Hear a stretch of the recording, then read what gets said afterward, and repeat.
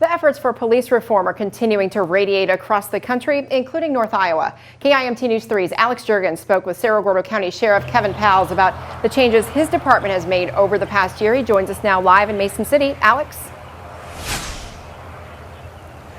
Well, Amy, while efforts at the national level were drawn towards police reform and other measures, similar measures across many states across the country, including right here in Iowa, were also undertaken. Just this last year, House File 2647, which bans chokeholds in most situations unless there is an imminent threat, was passed. In addition, a minimum amount of required training for de-escalation and implicit bias was also established. Even with the events over the last year, Sheriff Kevin Pals believes that it might encourage more committed people to consider a career in law enforcement.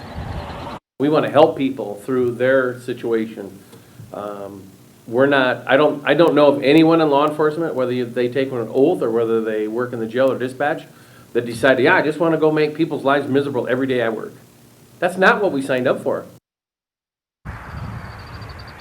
Now, today, President Biden was set to meet with George Floyd's family and advocates for the George Floyd Justice in Policing Act. Now, the bill aims to increase accountability for law enforcement misconduct, restricting use of certain policies, enhance transparency, and establish best practices. Live in Mason City, Alex Jurgens, KIMT News 3. All right, thank you, Alex. While the George Floyd Act has already passed the House, it has been sitting in limbo in the Senate. The legislation needs at least 10 Republicans to vote yes to avoid the filibuster rule.